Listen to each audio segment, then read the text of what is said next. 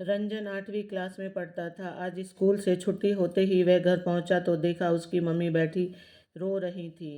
Ranjan, mummy क्या बात है, आप रो क्यों रही हो? रंजन के पापा गुजरात गए थे बिजनेस करने के लिए। उन्हें 2 साल हो चुके थे। शुरू शुरू में पैसे भिजवाते थे, धीरे धीरे वो भी बंद हो गए, फिर फ़ोन भी आने बंद हो गए। आज सरिता ने फ़ोन किया तो उन्होंने कहा, योगेंद्र जी, मेरा तुम दोनों से कोई मतलब नहीं है। मैंने यहीं रहने का फैसला किया है। मैं अब कभी वापस नहीं आऊँगा और आज के बाद इस नंबर पर कभी फ़ोन मत करना। यह कहकर उन्होंने फ़ोन काट दिया।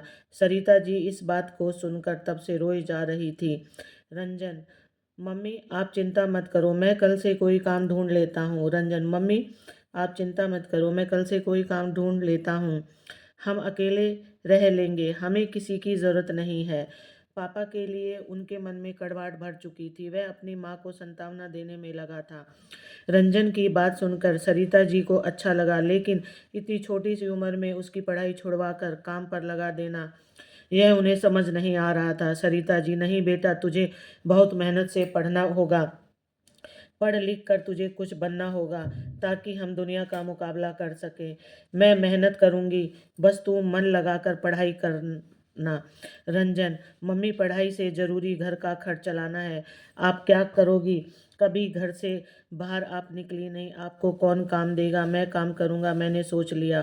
काम के साथ साथ शाम को पढ़ाई कर लूंगा। अगले दिन से रंजन काम की तलाश में भटकने लगता है। कई दिन भटकने के बाद भी उसे कोई काम नहीं मिलता। इधर सरिता जी रंजन के जाने के बाद काम की तलाश शुरू कर देती है, लेकिन उन्हें भी कोई काम नहीं मिलता।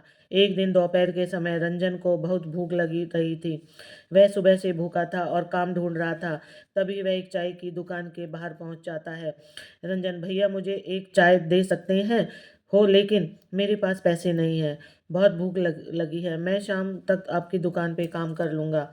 दुकानदार, भूख लगी है तो चाय क्यों पीना चाहते हो? रंजन, खाने के पैसे नहीं है, चाय से भूख मर जाएगी। दुकानदार उसे चाय के साथ पाव खाने को देता है। रंजन खाने के बाद दुकानदार के पास पहुंचता है। रंजन, बताइए क्या काम करना है, मैं शाम तक आपका काम करता रहूंगा। दुकानदार, जा बेटा घर जा, हम छोटे बच्चों से काम नहीं करवाते, किसी ने देख लिया तो पुलिस हमें पकड़ लेगी। रंजन, लेकिन मैंने जो आपकी चाय पी है उसके पैसे कैसे चुकाऊंगा? दुकानदार, जा बेटा, जब पैसे हो दे जाना। रंजन, नहीं, मुझे कुछ न कुछ काम बताइए, मैं कर दूंगा। दुकानदार, अच्छा एक काम कर, बड़े चौराहे पर एक बेकरी है, वहां से मुझे पाव ला दे, ये पैसे ले और मेरी साइकिल ले जा। रंजन साइकिल और पैसे लेकर बड़े बाजार पहुंच जाता है। वह पाव लेकर वापस आने लगता है, तभी पाव वाला पूछता है, पाव वाला, सुन, तू और भी दुकानों पर मेरे पाव पहुंचाएगा, तुझे कमीशन दूंगा। रंजन, लेकिन मेरे पास साइकिल नहीं है, यह तो चाय वाले की है। पाव वाला, मैं तुझे साइकिल भी दूंगा, शाम तक जितने पाव पहुंचाएगा उसके पैसे मिल जाएंगे, लेकिन काम ईमानदारी से करना, कहीं मेरी साइकिल लेकर भाग मत जाना। रंजन, मालिक मैं ईमानदारी से काम करूंगा, आप चिंता मत करो। अगले दिन रंजन पाव वाले की दुकान पर पहुंच जाता है। वह उसके पाव दुकानों पर पहुंचा देता है। शाम को उसे कमीशन के जो पैसे मिलते हैं, घर आकर वह सरिता को सारी बात बताता है। दूसरे दिन भी वह मेहनत से काम करता है। शाम को जब वह अपने पैसे लेने पहुंचता है तो पाव वाला उसे कहता है, पाव वाला, सुन बेटा, तेरे काम करने से मेरा बहुत फ़ायदा हो रहा है। कल तू पाव देने के बाद दूसरे बाजार में जाकर ये पाव वहाँ की दुकान वालों को दिखाना, क्या पता वहाँ से ऑर्डर मिलने लगे, इससे मेरी भी कमाई होगी और तेरी भी। रंजन ऐसा ही करता है, धीरे धीरे उसका काम बढ़ने लगता है। इधर सरिता जी को भी एक घर में खाना बनाने का काम मिल जाता है।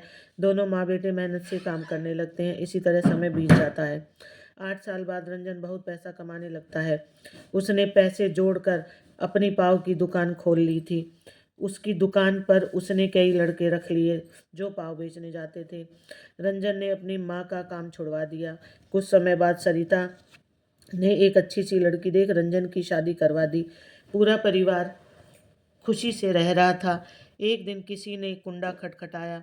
सरिता ने दरवाज़ा खोला तो देखा सामने उसके पति योगेंद्र जी खड़े थे। उन्हें पहले तो पहचान नहीं पाई। पुराने से कपड़े पहने, दाढ़ी बड़ी हुई थी, बहुत कमज़ोर लग रहे थे।